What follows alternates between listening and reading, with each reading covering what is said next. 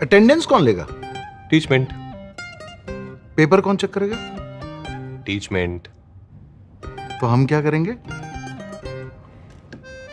आप बस बच्चों का सिलेक्शन कराइए सर, बाकी सब टीचमेंट कर लेगा।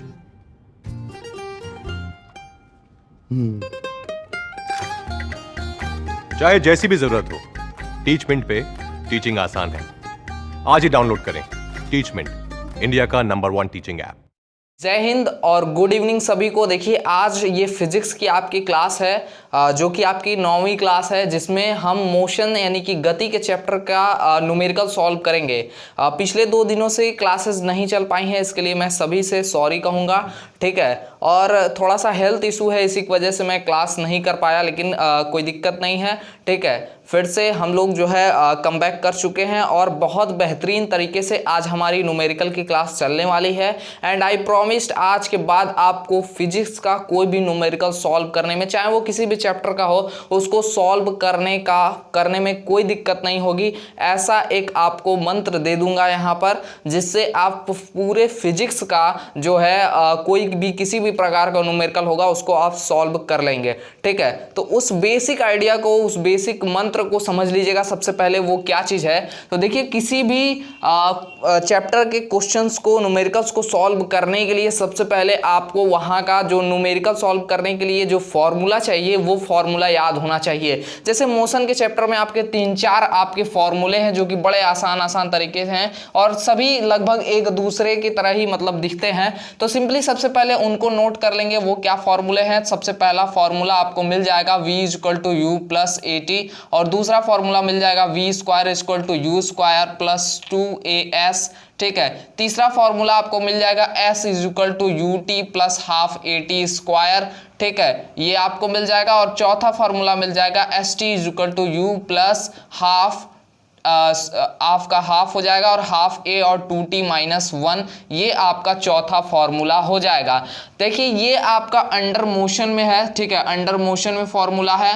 और अंडर ग्रेविटी अगर कहता है, ठीक है, अंडर ग्रेविटी अगर कहता है, ठीक है, तो अंडर ग्रेविटी में आपके यहीं पे जहां पर s है वहां पे h हो जाएगा और जहां पे a है वहां पे g हो जाएगा। और प्लस g कब होता है और माइनस g कब होता है, इस चीज को आपको समझ लेना होगा, जो कि मैंने पिछली थियरी वाली क्लासेस में इसको क्लियर कर दिया था। तो देखिए जब पृथ्वी से दूरी बढ़ती है, यानी कोई चीज ऊपर जाती है, तो पृथ्वी कहती है कि बेटा नीचे की तरफ आओ, नीचे आओ तुम, ठीक है, तुम हमसे दुश्मनी कर रहे हो, हमसे दूर जा रहे हो। तो जब कोई चीज ऊपर जाती है तो उसके आगे निगेटिव साइन लग जाता है, मतलब अगर जी के जो है विरोध में काम करता है, इसलिए जी जो है अपना उसके विरोध में काम करने लगता है और उसके आगे माइनस लग जाता है। वहीं कोई चीज नीचे आ रही होती है तो वो जो आपका ग्रेविटेशनल एक्सेलरेशन होता है वो कहता है कि बेटा नीचे की तरफ तुम आ रहे हो, थोड़ी और तेजी से आओ, मैं तुम्हारी मदद करूंगा इसमें, ठीक है। तो यहाँ पे जो जी होता है प्लस में काम करता है। तो बस यही बेसिक सा आपको फॉर्मूला जानना है और इसके बाद किसी भी प्रकार का आपको न्यूमेरिकल सॉल्व करने में कोई भी दिक्कत नहीं होगी। तो चलिए फटाफट से हम क्लास को स्टार्ट करते हैं। तो देखिएगा सबसे पहला क्वेश्चन जो आपके स्क्रीन पर इस समय दिख रहा होगा, कह रहा है कि पिंड का त्वरण 0 होगा यदि पिंड का चाल समय ग्राफ, ठीक है। तो यहां पर मैं सबसे पहले आपको ग्राफ समझा देता हूं, ताकि आज के बाद कभी भी कोई भी ग्राफ दे देगा बाबू, कभी तुम फंसोगे नहीं, बड़े आराम से उसका सॉल्यूशन निकाल दोगे। कह रहा है चाल समय ग्राफ, ठीक है, चाल समय ग्राफ मतलब उसका जो है रेशियो लेने के लिए कह रहा है, ठीक है। चाल पहले लिया है, मतलब आपका जो चाल होगा ना वो y एक्सिस पे दिखाया जाएगा, तो ये आपका चाल होगा और आपका ये क्या हो जाएगा, समय हो जाएगा, ठीक है। तो अगर आप रेशियो निकालेंगे तो देखेंगे कि चाल और समय का रेशियो नहीं होता है, चाल और समय का रेशियो नहीं होता है, वेग और समय का रेशियो होता है, ठीक है। तो यहाँ पर जो आपका चाल है वो वेग के बराबर है। क्यों बराबर है? क्योंकि वो वस्तु हो सकती है स्ट्रेट लाइन में चल रही हो, तो स्ट्रेट लाइन में आपका डिस्टेंस भी स्ट्रेट लाइन में सेम होता है और डिस्प्लेसमेंट भी वही चीज होता है, क्योंकि डिस्प्लेसमेंट आपका जो होता है हमेशा क्या होता है, एक स्ट्रेट लाइन ही होती है। तो इस कंडीशन में आपका चाल क्या है, वेग है। तो इस तरह से आप सबसे पहले इसको क्लियर कर लेंगे। तो वेग यानी कि चाल के जगह पे यहाँ पे चाल या वेग आप लिख सकते हैं, एक ही चीज है। अब देखिएगा वेग बटे समय क्या होता है, त्वरण होता है। वेग परिवर्तन की दर को आप क्या कहते हैं, त्वरण कहते हैं। तो देखिएगा जो ये आपका रेशियो बनता है ना, रेशियो जिसको रिप्रेजेंट करता है उसी को आपका जो ग्राफ है वो रिप्रेजेंट करता होगा। तो यहाँ वेग बटे समय लेंगे तो आपको क्या मिल रहा है, त्वरण मिलेगा। यानी जो आप यहाँ पे लाइन खींचने वाले हैं ना चाल और समय में या वेग और समय में, वो आपका एक्सेलरेशन का ग्राफ होगा। तो कह रहा है कि त्वरण शून्य होगा, त्वरण शून्य होगा, त्वरण कह रहा है कि शून्य होगा। कौन से ग्राफ में, कब?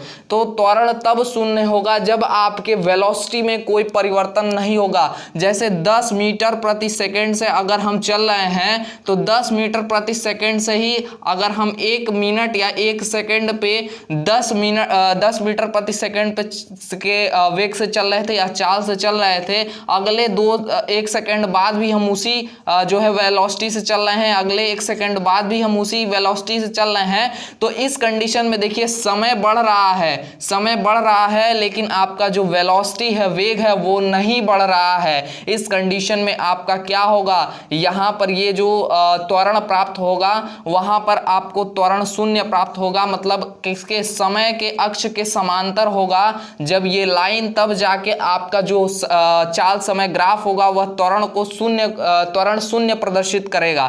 ठीक है, दूसरा चीज समझ लीजिएगा कि कैसे आपका त्वरण अगर कुछ बढ़ रहा है, पॉजिटिव वे में है, तो देखिएगा समय के साथ अगर आपका वेग परिवर्तन हो रहा है तब आपका, जैसे मान लीजिए पहले 1 सेकंड में आपका 10 मीटर सेकंड प्रति सेकंड हुआ, अगले में 20 मीटर प्रति सेकंड हो गया। ठीक है, अगले 1 सेकंड में। तो इस कंडीशन में आप ग्राफ खींचेंगे तो एक स्ट्रेट लाइन प्राप्त होगी। देखिए सबका इंटरसेक्शन जो होता है ना उसी को मिला देते हैं। तो जब इसको मिला देंगे, ठीक है, तब आपको इस ग्राफ में जो लाइन मिलेगा वही आपको दिखाएगा।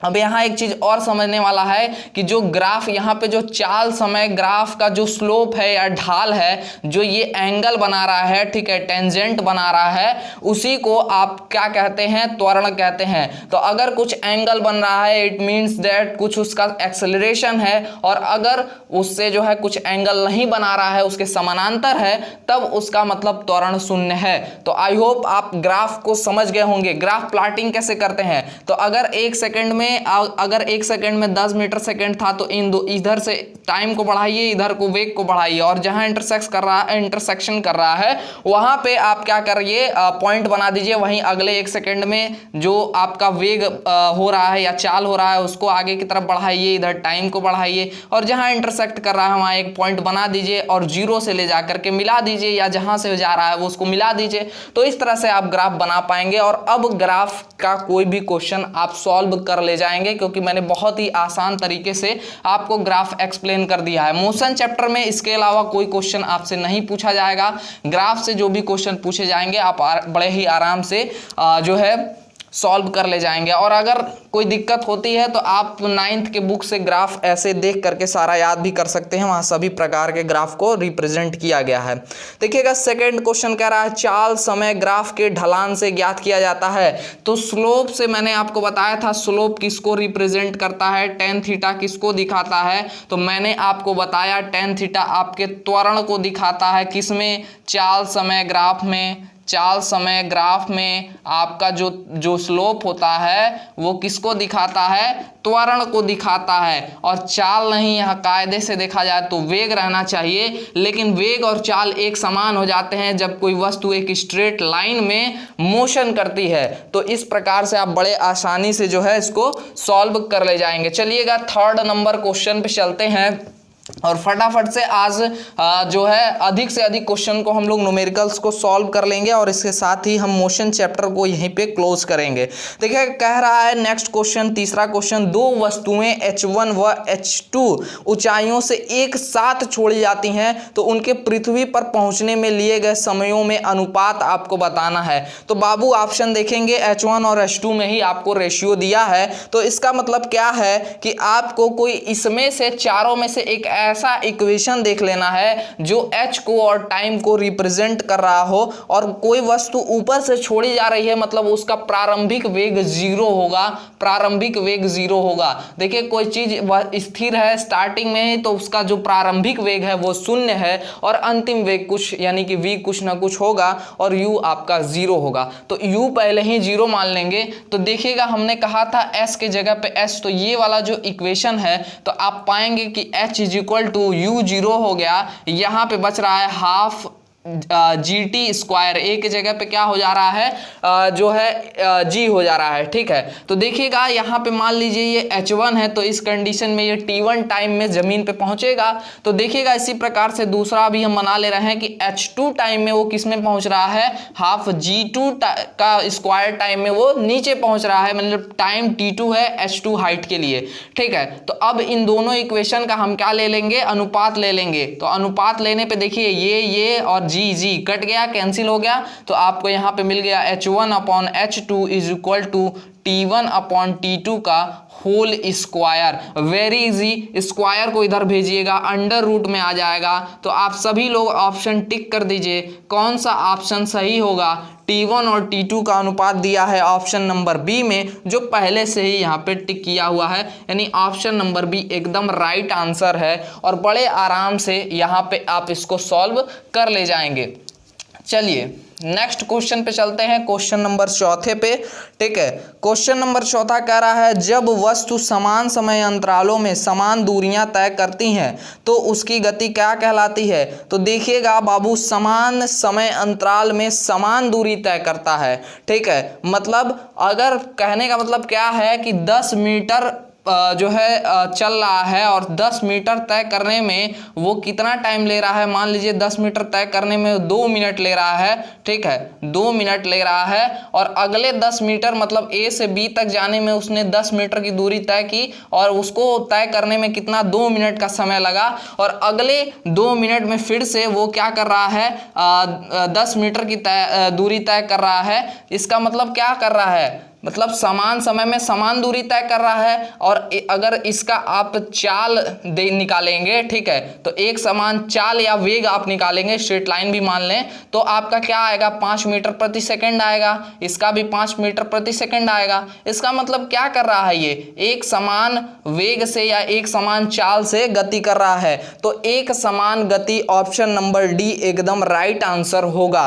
ठीक है, तो इस तरह से जब कुछ ना समझ में आए तो कुछ न्यूमरल्स यानी कुछ नंबर्स ले लीजिएगा और उसको आप जो है कंपेयर करके आराम से सॉल्व कर ले जाएंगे।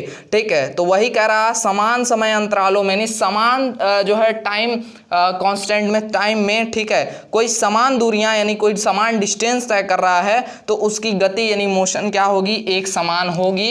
एक तरह से थ्योरी के तरह भी आप याद कर सकते हैं। ठीक है, क्वेश्चन नंबर 5 पे चलते हैं। ठीक है, क्वेश्चन नंबर 5 में सबसे पहले देखिए, अब देखिए यहाँ समझने वाली चीज़ें हैं। देखिए यहाँ से जो टाइप का न्यूमेरिकल सॉल्व करना स्टार्ट कर रहे हैं हम, ठीक है, उसमें ये चीज़ देखिएगा, सबसे पहले कोई भी न्यूमेरिकल सॉल्व करने का तरीका, सबसे पहले उसका फॉर्मूला लिख लीजिए। दूसरी बात, उसमें जो जो चीज़ें दी हुई हैं ना, उसको सबसे पहले आप लिख लीजिए। ठीक है, और उसके बाद क्वेश्चन को फाड़ के फेंक दीजिए, उससे कोई मतलब नहीं है। आपने सारी चीज़ें, उसका जो मेन मटेरियल था उसको निकाल लिया, उसके बाद वो किसी काम का नहीं है। ठीक है, तो उसकी धड़कन यानी हार्ट हम सबसे पहले निकाल लेंगे। कह रहा है प्रारंभ में एक कार समान वेग से चल रही थी, उस पर 1 मीटर प्रति सेकंड स्क्वायर का त्वरण, ठीक है, कह रहा है एक त्वरण लग रहा है जो 1 मीटर प्रति सेकंड स्क्वायर का है, हमने नोट कर लिया। फिर कह रहा है 12 सेकंड तक लगा रहा है, टाइम बराबर कितना दे दिया, 12 सेकंड।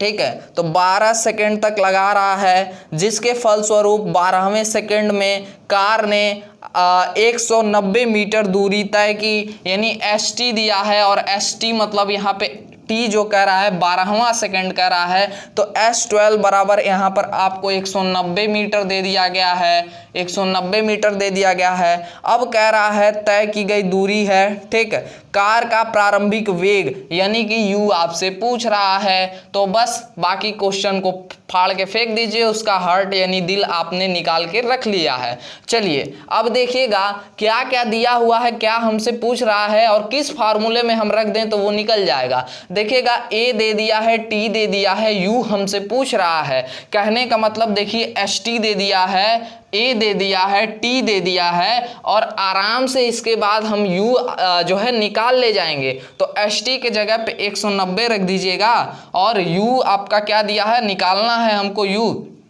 तो u को वैसे ही नोट कर देंगे।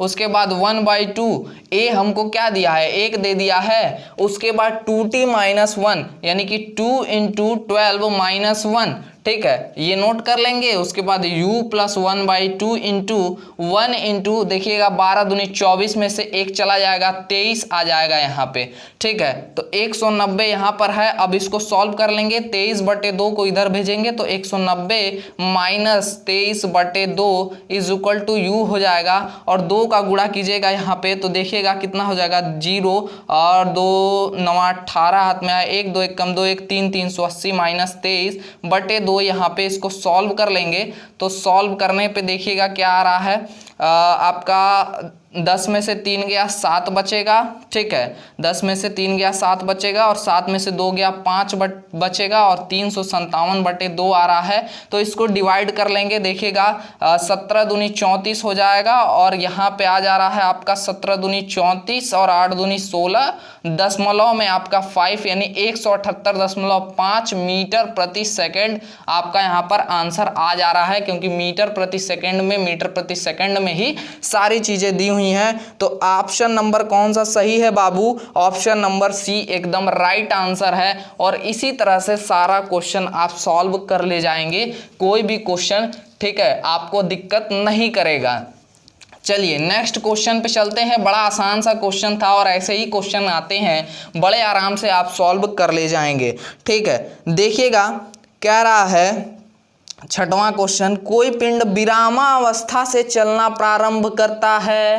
कहने का मतलब क्या है, कहने का मतलब वो आराम कर रहा था पहले, और जब आराम कर रहा था तो बाबू मतलब उसने u बराबर क्या कर दिया, 0 कर दिया, ठीक है। अब कह रहा है यदि त्वरण 10 मीटर प्रति सेकेंड स्क्वायर, माने एक्सेलरेशन दे दिया है 10 मीटर प्रति सेकेंड स्क्वायर, ठीक है, तो त्वरण दे दिया 10 मीटर प्रति सेकेंड स्क्वायर। तो 10वें सेकंड में पिंड द्वारा चली गई दूरी यानी S10 पूछ रहा है आपसे, S10 यानी ST पूछ रहा है, बराबर दोनों बतिया बराबर है।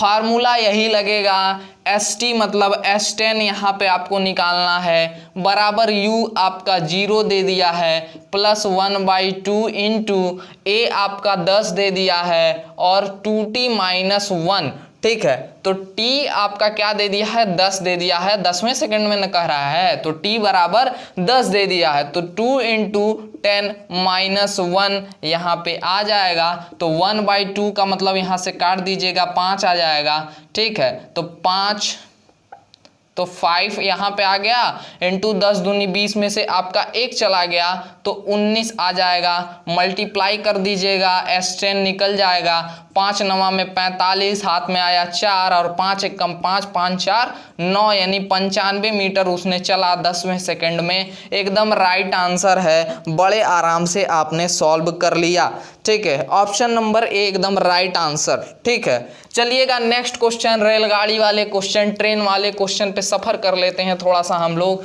ठीक है। क्वेश्चन नंबर 7वां, क्वेश्चन नंबर 7वें पे आ गए हैं हम लोग। क्वेश्चन नंबर 7वां, बड़ा तेजी से हम लोग क्वेश्चन को सॉल्व कर रहे हैं, कोई भी समस्या नहीं है, ठीक है। कह रहा है एक रेलगाड़ी 11 मीटर प्रति सेकंड के वेग से चलती है, ठीक है। तो कहने का मतलब वो u बराबर 11 मीटर प्रति सेकंड दिया हुआ है, क्योंकि अभी वो चल रही है, प्रारंभिक वेग है। कह रहा है ब्रेक लगा दिए, बाबू जब कह दिया ब्रेक लगा दिए माने उसको रोक दिए, माने v बराबर आपका क्या हो गया, 0 हो गया। तो जब ब्रेक लगा दिया माने v बराबर 0, ब्रेक मार दिया मतलब v बराबर 0।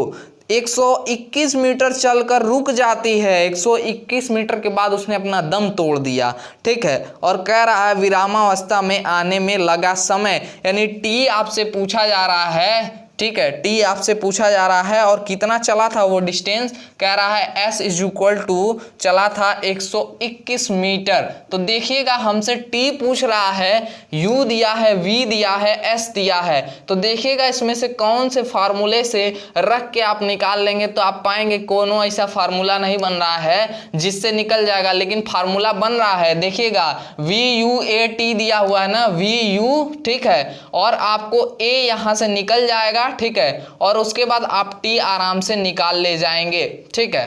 क्वेश्चन पॉज कर देना इसको। तो यहाँ पे देखिएगा कि a निकल जाएगा, लेकिन a निकालने के लिए आपको टाइम चाहिए। तो टाइम आप सबसे पहले टाइम निकालने के लिए एक्सेलरेशन चाहिए।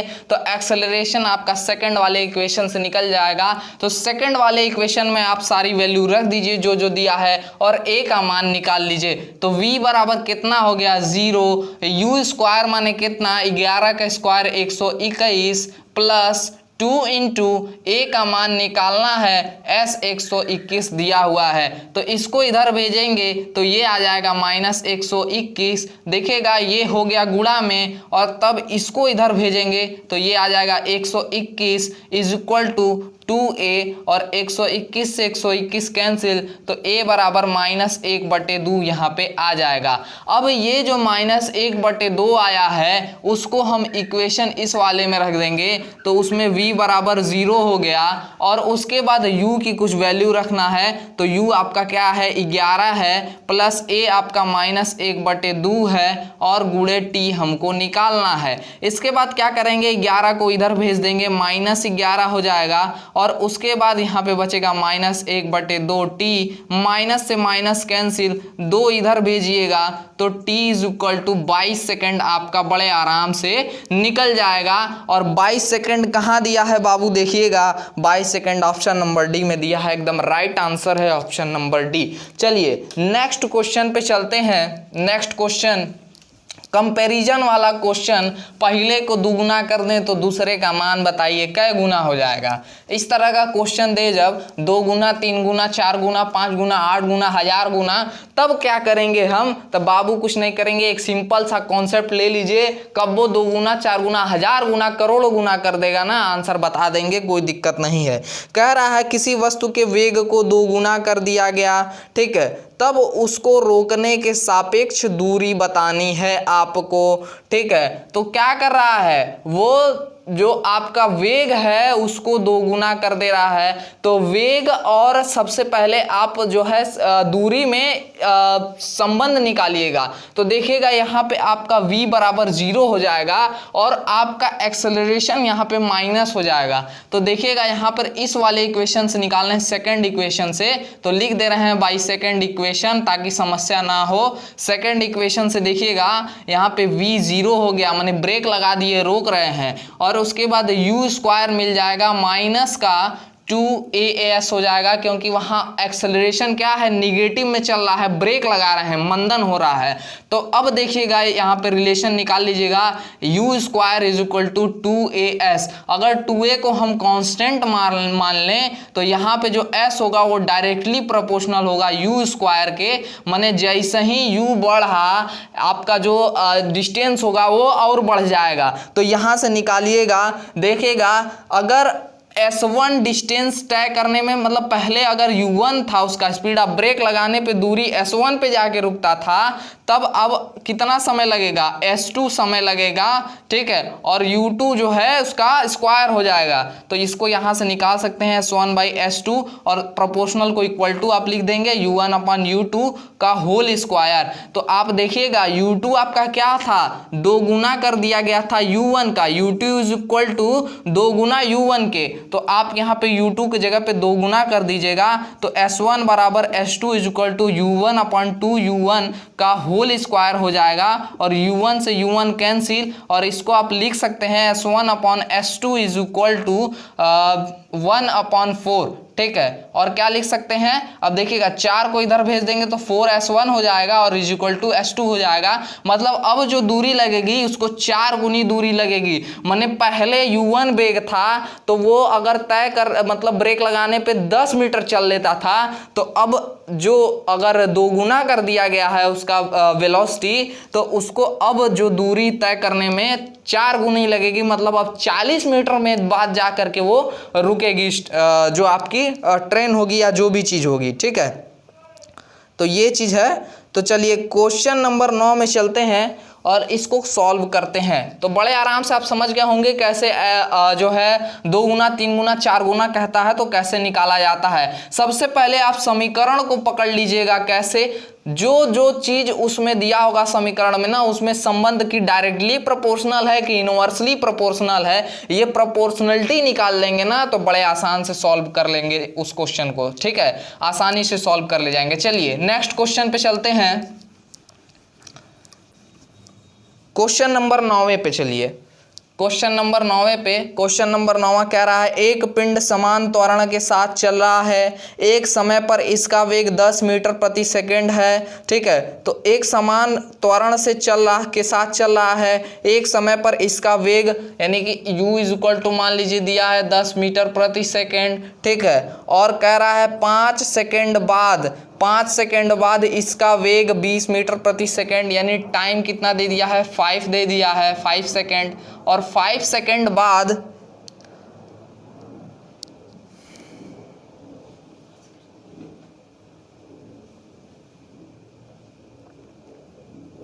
तो 5 सेकंड बाद इसका जो वेग यानी v था, वेलोसिटी था, वो 20 मीटर प्रति सेकंड हो गया। ठीक है, अब कह रहा है कि 2 सेकंड पूर्व बताइए, माने 3 सेकंड पे उसका वेग कितना था, 3 सेकंड यानी t बराबर 3 सेकंड पर उसकी वेलोसिटी क्या थी ये आपको बतानी है। तो सबसे पहले बाबू उसका एक्सेलरेशन जान लीजिए। एक्सेलरेशन जान जाएंगे तो उसका आप t बराबर 2 सेकंड में क्या या 3 सेकंड में क्या वेलोसिटी था ये बता ले जाएंगे। तो आप क्या कीजिए, a इज इक्वल टू क्या होता है, वेग परिवर्तन की दर बटा समय। तो वेग परिवर्तन माने अंतिम वेग माइनस प्रारंभिक वेग बटे समय। तो अंतिम वेग आपका ये हो गया, प्रारंभिक वेग ये हो गया और समय ये हो गया। अगर कुछ ना समझ में आए तो यहाँ ये वाला इक्वेशन में सारा मान रख दीजिएगा, सॉल्व कर दीजिएगा, आंसर आ जाएगा। तो 20 माइनस 10 बटे t माने 5 सेकेंड और आपका यहाँ पे आ जाएगा 2 मीटर प्रति सेकेंड स्क्वायर आपका एक्सेलरेशन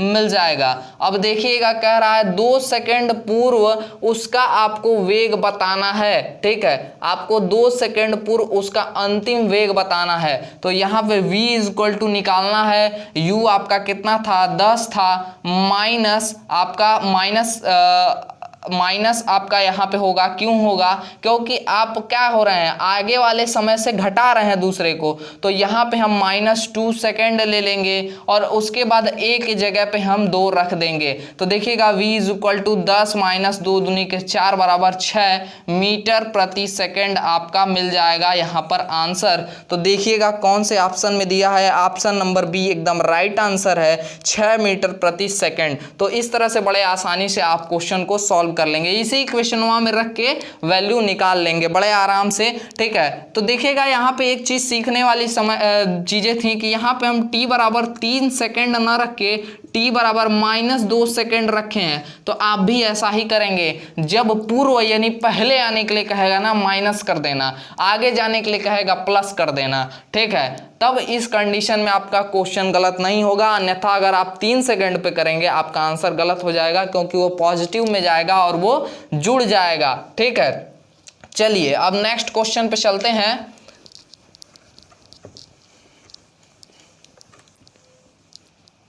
नेक्स्ट क्वेश्चन पे चलेंगे, क्वेश्चन नंबर 10वें पे कह रहा है एक वस्तु विराम अवस्था में चलना प्रारंभ करती है। विराम अवस्था से मतलब कहने का क्या, गाड़ी आपकी आराम कर रही थी और आराम जब करती है तो हम उसको 0 कर देते हैं, माने u बराबर 0। अब कह रहा है उसका त्वरण यानी a 5 मीटर प्रति सेकेंड स्क्वायर दिया हुआ है, 5 मीटर प्रति सेकेंड स्क्वायर दिया हुआ है।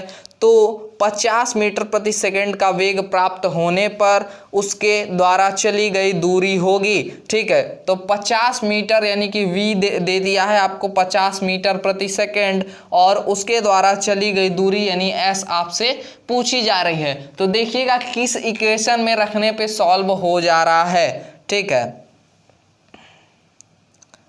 हाँ सभी चीजें इसमें से नोट कर ली गई हैं। ठीक है, तो देखिएगा कौन से इक्वेशन से आपको मिल जाएगा। तो v दिया है, u दिया है, a दिया हुआ है, आपसे s पूछ रहा है। सेकेंड इक्वेशन यहाँ देखिए बड़े आराम से आप सॉल्व कर ले जाएंगे।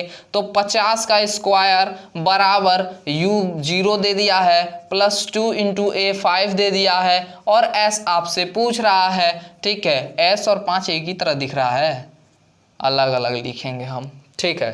5 दूनी 10, तो s बराबर क्या हो जाएगा 50 गुणे 50 बटे 10, ठीक है। देखिएगा 10 के एक जीरो से एक जीरो कैंसिल, तो 5 बचे 25 और 25 के बाद एक जीरो लगा दीजिएगा तो 250 मीटर ही उसने तय किया है। अच्छा, न्यूमेरिकल में एक चीज बड़ा मतलब कि बढ़िया है, देखिएगा यहाँ स्क्वायर दिया है तो स्क्वायर स्क्वायर के चक्कर में कब मत पड़िएगा, उसको तोड़ तोड़ के गुणनखंड करके लिख दीजिए। कभी आप उसको पूरा फुल्ली पहले ही सॉल्व मत कर लीजिए, अंतिम में एक साथ सभी न्यूमेरिकल वैल्यू को रखिए, उसके बाद जब काट पीट के जब सब बच जाए तो उसको गुणा भाग करके लिखिए। यहाँ पर समझ रहे होंगे आप मैं क्या कहना चाह रहा हूँ, तभी आप आंसर बड़े जल्दी से और बड़े मतलब आसान तरीके से और एकदम राइट आंसर प्राप्त कर पाएंगे। चलिएगा नेक्स्ट क्वेश्चन पे चलते हैं। नेक्स्ट क्वेश्चन नंबर 11 पे, ठीक है। क्वेश्चन नंबर 11 है हमारा, कह रहा है एक पिंड 10 मीटर प्रति सेकंड के प्रारंभिक वेग से, यानी u बराबर दे दिया है 10 मीटर प्रति सेकंड, ठीक है। 10 मीटर प्रति सेकंड के प्रारंभिक वेग से पृथ्वी तल से ऊपर की ओर फेंकी जा रही है, यानी पृथ्वी से क्या कर रहा है, दुश्मनी मोल ले रहा है, दूरी बढ़ा रहा है, यानी g तो पहले ही माइनस में नोट कर लीजिएगा, ठीक है। तो माइनस का g होगा। उसके बाद कह रहा है वह अधिकतम ऊंचाई यानी h मैक्स आपसे पूछ रहा है अधिकतम ऊंचाई तक पहुंचेगा, कितने ऊंचाई तक, जबकि g का मान यहाँ दे दिया है आपके आराम के लिए, सहूलियत के लिए दे दिया है मीटर प्रति 10 मीटर प्रति सेकंड स्क्वायर। तो आपको h मैक्स बताना है यानी मैक्सिमम हाइट बतानी है। तो देखिएगा ये वाला इक्वेशन हम लिख रहे हैं g के अंडर ग्रेविटी में, तो s के जगह पे h और ut प्लस हाफ gt का स्क्वायर हो जाएगा।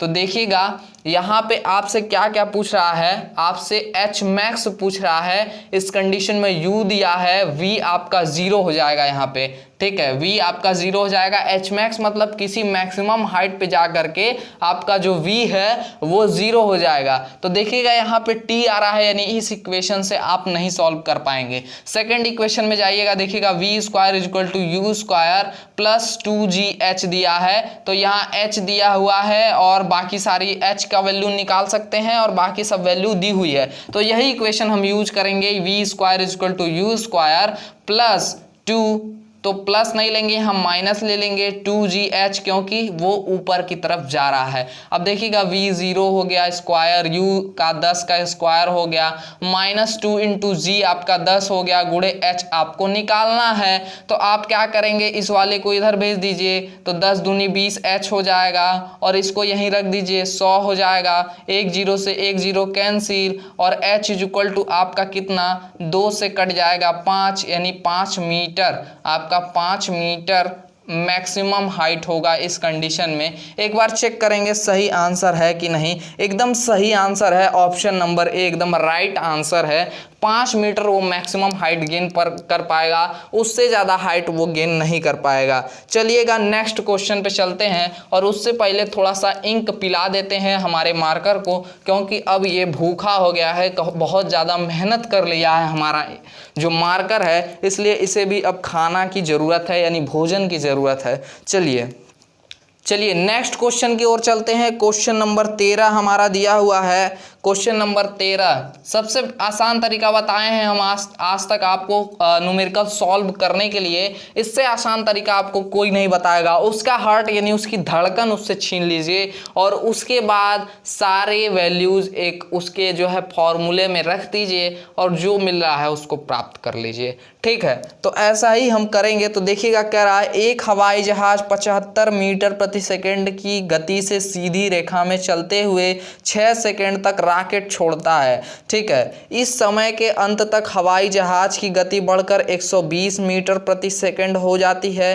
तो जहाज द्वारा प्रथम 10 सेकंड में तय की गई दूरी है, ठीक है। तो u बराबर दे दिया है आपको 75 मीटर प्रति सेकंड। एक बार अच्छे से पढ़ेंगे ताकि सारी चीजें आपको पता चल जाए। उसके बाद टाइम बराबर दे दिया है आपको 6 सेकंड। उसके बाद v बराबर कह रहा है 120 मीटर प्रति सेकंड उसने प्राप्त कर लिया।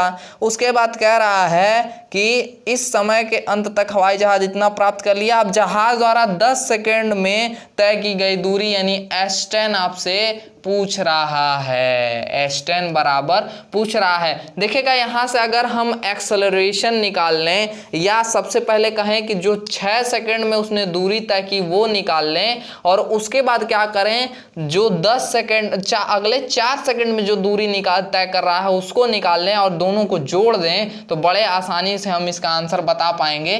बाकी स्क्वायर करने में हमें थोड़ी दिक्कत हो सकती है। तो सबसे पहले हम एक्सेलरेशन ही निकाल लेते हैं इसका। तो एक्सेलरेशन देखिएगा v minus you upon T हो जाएगा, ठीक है, पहले वाले समीकरण से। तो आपका क्या हो जाएगा 120 माइनस 75 बटे टी माने 6 सेकेंड, ठीक है, 6 सेकेंड। तो देखिएगा 75 मतलब 25 4 45 बटे 6 और 6 से ये काटेंगे आप तो यहाँ पे आपका क्या मिल जाएगा, आपको मिल जाएगा जो है 15/2 इज इक्वल टू, ठीक है, 15/2 में ही हम एक्सेलरेशन रखेंगे क्योंकि पॉइंट में बड़ा समस्या कर देता है। तो 15/2 मीटर प्रति सेकंड स्क्वायर हमको क्या मिल गया है, एक्सेलरेशन मिल गया है। अब क्या करेंगे हम निकाल लेंगे कितनी दूरी उसने 6 सेकंड में चली। तो देखिएगा हमसे s पूछ रहा है तो हम 6 सेकंड में पहले जो दूरी तय किया इसने ना वो इस फार्मूले से निकाल लेंगे। तो यहाँ पे s बराबर ut plus half at square रखेंगे। तो s के जगह पे हम क्या रख सकते हैं, देखिए s हमसे पूछ रहा है तो s वैसे ही छोड़ देंगे। u हमारा 75 है तो 75 लिख देंगे, 6 सेकंड टाइम दिया है, प्लस हाफ यानी 1/2 इंटू a हमारा 15/2 दिया हुआ है और t का स्क्वायर मतलब 6 का स्क्वायर 36 दिया है। तो 4 9 36, देखिए 2 2 4 और 4 9 36 आ जाएगा। अब सिंपली हम इसका क्या करेंगे, मल्टीप्लाई करके नोट कर लेंगे। तो देखिए हमको s6 यानी 6 सेकंड में चली गई दूरी मिल रही है यहाँ से। तो 5 6 के 30 हाथ में आया 3 और 7 6 के 42 3 कितना हो गया 45 यानी 450 और 15 गुणे 9 कर लीजिएगा। तो देखिएगा 5 9 45 हाथ में आया 4 9 1 कम 9 9 4 13 यानी 135 यहाँ से मिल जा रहा है। तो यहाँ पे आपको मिल जाएगा 5 और 5 3 8 और 4 1 585 मीटर उसने जो है 6 सेकंड में तय की। तो अगले 4 सेकंड में उसने कितना जो है दूरी तय किया, इसको निकाल लेंगे हम बड़े ही आसानी से, ठीक है। कैसे निकालेंगे, देखिए यहाँ क्या क्या पता है हमको, अंतिम वेग पता है 120 मीटर प्रति सेकंड है। तो चाल बराबर दूरी बटे समय होता है। तो चाल बराबर क्या होता है, दूरी बटे समय, चाल बराबर दूरी बटे समय। तो हमको समय पता है 4 सेकेंड, दूरी निकालना है और चाल पता है कितना है 120, ठीक है। तो 120 गुणे 4 बराबर आपका क्या हो जाएगा s4 हो जाएगा। तो अगले 4 सेकंड में भाई देखिए अंतिम वेग मैंने 120 मीटर प्रति सेकंड के वेग से ही तो चल रहा था। तो उस वेग से चल रहा था तो 4 सेकंड में चली गई दूरी नहीं निकाल लेंगे बड़े आराम से। तो यहाँ पे 4 दूनी के 8 हो जाएगा और 4 एक कम 4 यानी 480 आपके 4 सेकंड में चली गई दूरी है, ठीक है। ये आई होप आपको दिख रहा होगा, अगर नहीं दिख रहा है तो ऊपर लिख दे रहे हैं। देखिए s4 आपको 480 मिला है। अब दोनों को ऐड कर लीजिए, 585 को और 480 को, तो कितना मिल जाएगा, 5 में 0 ऐड होगा 5 मिल जाएगा, 8 में 8 ऐड होगा 16 मिल जाएगा, हाथ में आया 1 और 5 4 9 1 10 यानी 1065 1065 मीटर ही इसने दूरी तय की। बड़े आसानी से आप इसका आंसर बता ले जाएंगे। ऑप्शन नंबर सी एकदम राइट आंसर है। तो देखिए आज की जो फिजिक्स की न्यूमेरिकल की क्लास थी इसमें मैंने लगभग सभी टाइप के क्वेश्चंस का आपको आइडिया दे दिया है कि किस प्रकार से आपसे क्वेश्चंस पूछे जाते हैं और इस प्रकार से आप बड़े आसानी से क्वेश्चंस को सॉल्व कर पाएंगे। देखिए कुछ एडवांस टाइप के क्वेश्चंस छूट रहे हैं यहाँ पे, ठीक है, तो उनको मैं क्या करूँगा नेक्स्ट क्लास में एक आध दो सबसे पहले वो क्वेश्चन सॉल्व करा दूंगा, ठीक है। और उस क्वेश्चन को सॉल्व कराने के बाद और एक आपका टेस्ट भी होगा, तो टेस्ट में भी मैं क्वेश्चन दे दूंगा। तो वहां पे भी आपका मैं ये क्वेश्चन सॉल्व करा दूंगा और उसी के साथ मोशन आपका यहाँ पे समाप्त हो गया। ठीक है, मिलते हैं अगले वीडियो के साथ यानी नेक्स्ट क्लास के साथ छोटे से ब्रेक के बाद। तब तक के लिए जय हिंद, वंदे मातरम।